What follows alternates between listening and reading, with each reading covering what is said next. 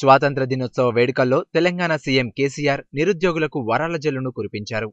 Police శాఖలో అతి త్వరలోనే 3600 ఉద్యోగాలను భర్తీ చేస్తామని, ప్రభుత్వ ఉద్యోగులను కడుపులో పెట్టుకుని చూసుకుంటామని ఆయన తెలిపారు. అందుకు అనుగుణంగానే స్పెషల్ ఇంక్రిమెంట్ను మంజూరు చేస్తామని, అదేవిధంగా నిరుద్యోగుల కోసం తెలంగాణ పబ్లిక్ సర్వీస్ కమిషన్ ద్వారా అతి త్వరలోనే 50,000 ఉద్యోగాల భర్తీ ప్రక్రియను చేపట్టనున్నట్లు తెలిపారు. అలాగే కాంట్రాక్ట్ ఉద్యోగులను త్వరలోనే రెగ్యులరైజ్ చేస్తామని సభాముఖంగా కేసీఆర్ హామీ ఇచ్చారు.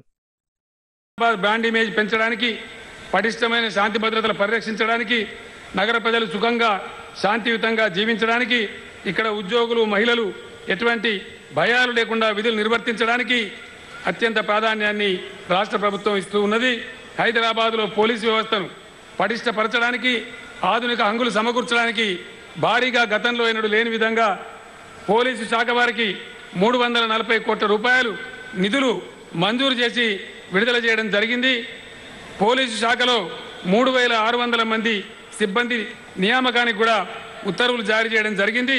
ఆ విధంగా పోలీసు శాఖ వారు కొన్నటువంటి అధునాతన వాహనాలను, పెట్రోలింగ్ లా అండ్ ఆర్డర్ వాహనాలను నిన్ననే నేను జెండా ఊపి ప్రారంభించిన సందర్భం మీ అందరికీ తెలుసని ఈ సందర్భంగా మనవి చేస్తా ఉన్నాను.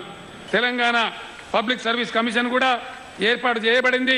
త్వరలోనే నిరుద్యోగులందరికీ ఉద్యోగ అవకాశాలు కల్పించబడతాయి. ఈ service commission, Telangana public service commission త్వరలోనే తమ కార్యకలాపాలు ప్రారంభించబోతూ ఉంది.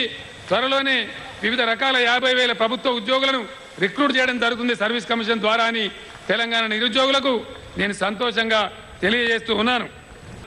ఎన్నో ఏళ్లుగా చాలని జీతాలతో వెట్టి చాకిరీ చేస్తూ అవమానాలు ఎదుర్కొంటూ కూడా ప్రభుత్వ సర్వీస్ చేస్తున్న కాంట్రాక్ట్ ఉద్యోగులను రెగ్యులర్ చేస్తామని ఎన్నికల సందర్భంగా హామీ ఇచ్చాం. ఆ హామీ నిలబెట్టుకుంటూ తెలంగాణ రాష్ట్రంలో ఉన్నటువంటి కాంట్రాక్ట్ ఉద్యోగులందరినీ రెగ్యులరైజ్ చేయాలని చెప్పి ఎన్ని ఇబ్బందులున్నా రెగ్యులరైజ్ చేసి తీరాలని ప్రభుత్వం కృతనిశ్చయంతో ఉంది. అందుకు సంబంధించిన ఉత్తర్వులు జారీ చేయడం అయింది. తెలంగాణ రాష్ట్రంలో పనిచేస్తున్న కాంట్రాక్ట్ కార్మికులందరికీ క్రమబద్ధీకరణ త్వరలోనే పూర్తి అవుతుందని ఈ సందర్భంగా సంతోషంగా నేను తెలియజేస్తూ ఉన్నాను.